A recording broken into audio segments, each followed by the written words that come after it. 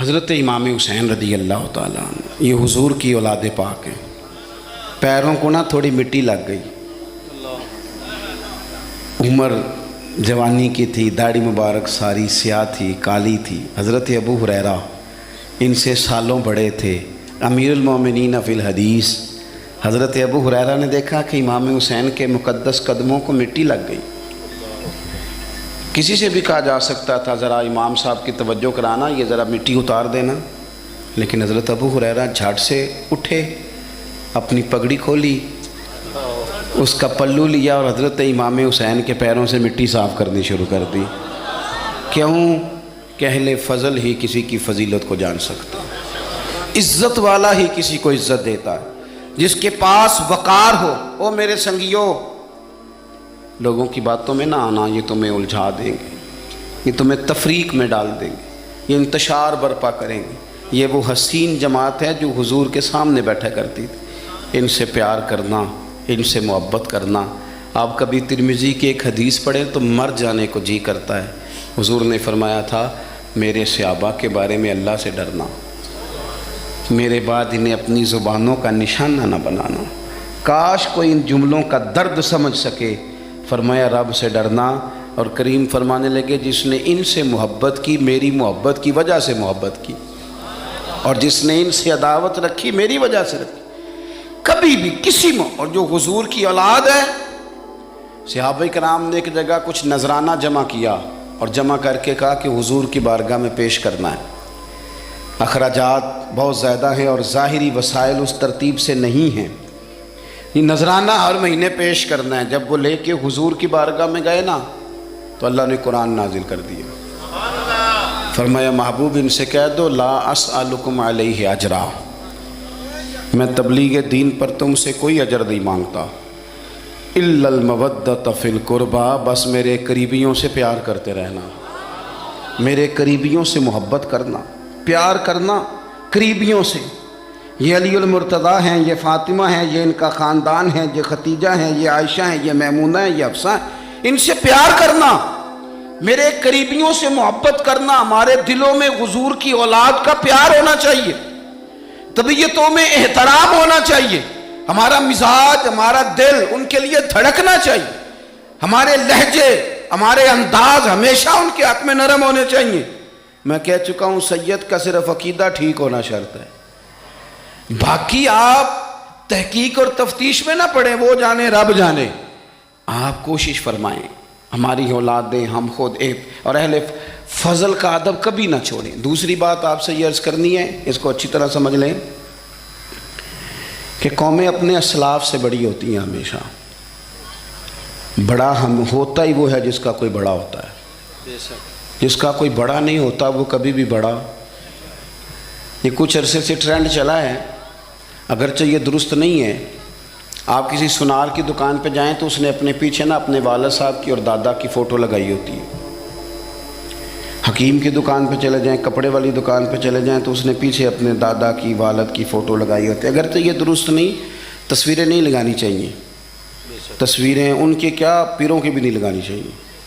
جہاں تصویر ہوتی ہے وہاں نماز کیسے پڑھی جائے گی؟ فرشتہ رحمت کا نہیں آئے گا. یہ تو اب ایک ضرورت بن گئی. تو اب ضرورت کیا، اب تو خیر نفسیاتی مسئلہ بن گیا ہمارا. یہ نفسیاتی مسئلہ ہے، یعنی سلام بعد میں فوٹو پہلے. یعنی سیانے سیانے لوگ، اور یہ ہمیں ایسے کھیل تماشے میں لگایا گیا ہے کہ میں ڈھیر سارے لوگوں پر غور کرتا ہوں، پھر ان کے لیے دعا کرتا ہوں کہ یا اللہ ان کی مدد فرما. یعنی اس طرح کی حالت ہے کہ وہ زندہ ہی موبائل کے اندر ہیں. ہر چیز ہی. مجھ سے ایک دفعہ ایک صاحب نے پوچھا مولوی آج کل بڑے لڑ رہے ہیں. میں نے کہا وہ 4-5 ہے جن کو آپ موبائل پہ دیکھتے ہیں. آپ میرے ساتھ آئیں، میں آپ کو 20 اور سینکڑوں شیخ الحدیث بتاتا ہوں جو سکون سے بیٹھ کر رسول اللہ کا دین پڑھا رہے ہیں. تو آپ مسئلہ صرف یہ ہے کہ ہم نے کل زندگی وہ سمجھ لی ہے جو موبائل کے اندر ہے. بہرحال وہ تصویر لگائی ہوتی ہے سنار نے بھی اور حکیم نے بھی اور ڈاکٹر نے بھی اور بہت سارے لوگوں نے کہ جناب اب یہ جو تصویر لگاتے ہیں تو اس کے پیچھے پوری حکمت ہوتی ہے. آپ ان سے پوچھتے ہیں یہ فوٹو کیوں لگائی ہے تو وہ کہتے ہیں ہم یہ بتانا چاہتے ہیں کہ یہ کام آج نہیں ہم نے شروع کیا، ہمارا شجرہ پرانا ہے، ہمارے باپ دادا سارے یہی کام کرتے تھے، ہمارا خاندانی ورثہ ہے. وہ ثابت یہ کرنا چاہتے ہیں کہ ہم پیچھے سے ہمارا ایک سلسلہ آ رہا ہے. ساری دنیا اپنے اکابرین کو، اسلاف کو، بڑوں کو ان کے زور پر بڑا ہونا چاہتی ہے. یہاں کچھ لوگ ایسے آئے ہیں جن کے نزدیک معاذ اللہ صحابہ ہی ٹھیک نہیں تھے، اہل بیت ہی ٹھیک نہیں تھے. آپ اپنی سند کیسے مضبوط کریں گے؟ اگر وہ اولین جو حضور کے سامنے بیٹھتے تھے وہی ٹھیک نہیں تھے تو پھر ان سے ہو کے جو دین آگے آیا اس کو تم کیسے ٹھیک مانو؟ ساری چیزوں کو مشکوک کرنا چاہتے ہیں. ہمارے بزرگوں نے، امام بخاری نے، امام مسلم نے محنت کر کے حدیثیں تلاش کی، اصول بیان کیے کہ یہ حدیث صحیح ہے، متواتر ہے، حسن ہے، ضعیف ہے، کیا ہے، اس کے اصول اور قاعدے بیان کیے. اور جب انہوں نے خود پوری تحقیق کی، آپ مشکل بات نہیں کر رہا، تھوڑی سی آپ غور کریں گے، انہوں نے سینکڑوں میل کا سفر کیا، گھوڑوں پہ، پیدل، اونٹوں پہ، ریسرچ کر کے بتایا کہ یہ حدیث بالکل درست ہے، اپنی سند کے اعتبار سے، متن کے اعتبار سے یہ متواتر درجے کی ہے. انہوں نے پوری ریسرچ کی. پھر غور کریں کیا کہہ رہا ہوں، جب پوری تحقیق کر لی تھی تو پھر انہیں کہنا چاہیے تھا نا یہ نبی پاک نے فرمایا ہے، کہنا چاہیے تھا نا کہ یہ حضور نے فرمایا، ہماری تحقیق ہے، حدیث درست ہے. لیکن کسی نے بھی ڈائریکٹ نہیں کہا. انہوں نے جب بھی کہا کہنے لگے حضرت عبداللہ ابن عمر فرماتے ہیں کہ حضور نے یوں فرمایا، حضرت انس بن مالک فرماتے ہیں کہ حضور نے یوں فرمایا، حضرت جناب سیدہ عائشہ صدیقہ فرماتی ہیں یوں حضور نے فرمایا، حضرت ابو ہریرہ فرماتے ہیں یوں حضور نے فرمایا. انہوں نے نا پہلے اس صحابی کا نام لیا جنہوں نے وہ بات اپنے سینے میں محفوظ کی. کیا بتایا انہوں نے ہمیں کہ ہم دنیا گھوم آئے ہیں، ریسرچ کر آئے ہیں، تلاش و بسیار کے بعد اس نتیجے پہ پہنچے ہیں کہ دین کا اصل فیض وہی ہے جو صحابہ اور اہل بیت کے سینوں سے ہو کے امت کو نصیب ہوا ہے. اصل فیضان وہ ہے جو وہاں سے ہو کے آیا. تو ایک بات تو یہ کہ اہل فضل کی عظمت، اور دوسری بات کہ اپنے اکابرین کے ساتھ جوڑ کے رہنا، اور تیسری بات حضرت سیدنا امام حسین، حضرت امام حسن رضی اللہ تعالی عنہما، ان دو شہزادوں سے نا نبی پاک صلی اللہ علیہ وسلم نے جو محبت فرمائی ہے نا وہ بھی بڑی قابل دید ہے. حضور نے جو ان سے پیار کیا ہے. کچھ لوگ ایسے ہوتے ہیں کہ جن سے انسان جب پیار کرتا ہے، محبت کرتا ہے تو وہ بات نا دور دور نکل جاتی ہے، بات پھیل جاتی ہے. ان کے ساتھ نا میرے نبی پاک کا خصوصی لگاؤ ہے. اس کا مطلب یہ نہیں کہ ہر نانا ہی اپنے نواسے سے پیار کرتا ہے، یہ معنی نہیں. رسول پاک علیہ السلام جو کام بھی کرتے ہیں اللہ کی وحی کے ساتھ کرتے ہیں. حضور کا ہر کام وحی خدا ہے، اپنی مرضی سے حضور کوئی کام نہیں کرتے. تو نبی پاک نے جو بھی کیا ہے وہ امت کے لیے نمونہ ہے. حسنین کریمین سے جو حضور کا پیار ہے، جو نبی پاک علیہ السلام کی ان کے ساتھ والہانہ محبت ہے. اعلیٰ حضرت بریلوی نے حدیث لکھی ہے، راوی حضرت عثمان غنی ہے رضی اللہ تعالیٰ عنہ.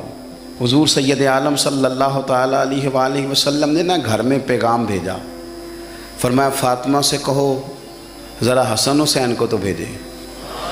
یہ سارا دن ہی حضور کے پاس رہتے ہیں، سارا دن ہی، لیکن وہ جو والہانہ پن ہے، جو محبت ہے، جو ان کے ساتھ محبوب کا خاص لگاؤ ہے، سیدہ سے کہو ذرا شہزادوں کو بھیجے، تھوڑی سی دیر ہو گئی آنے میں.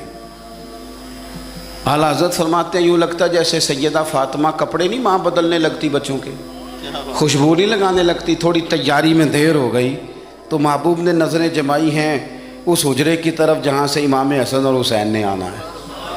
رحمت کے عجب ہی جھمیلے ہیں، حسنین یہاں پر کھیلے ہیں.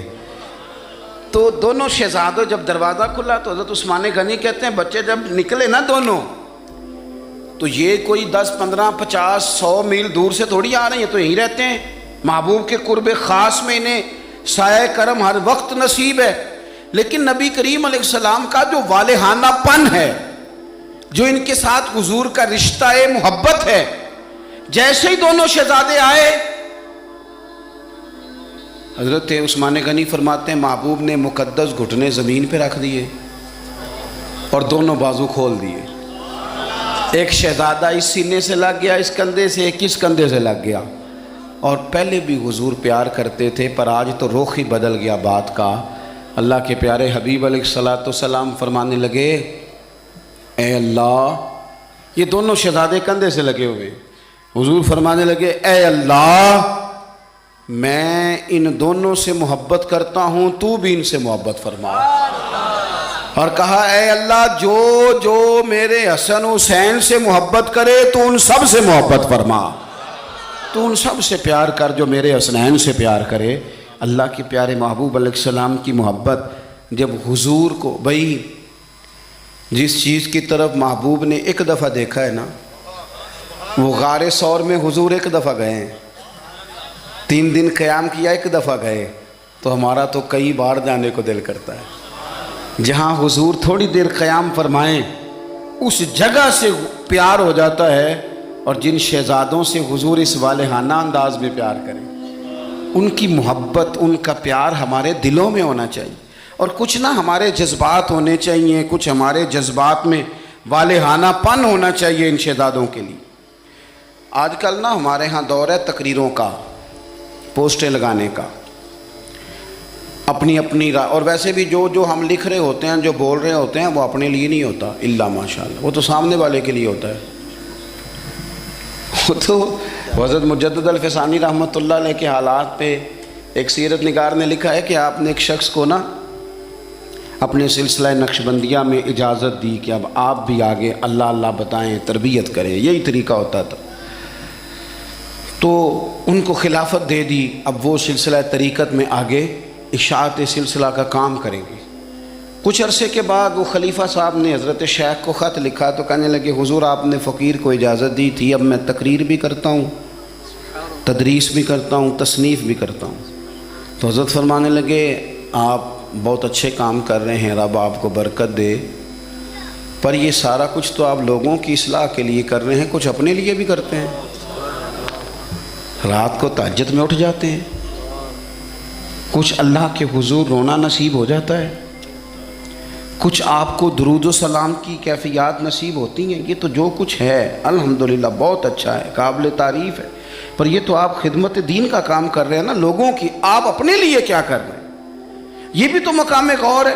بہت ساری چیزیں آج ایسی ہیں جو تقریروں میں، تحریروں میں، لیکن ہمارے پرانے بزرگ جو تھے ان کا رنگ اور تھا، ان کا انداز والہانہ تھا، والہانہ۔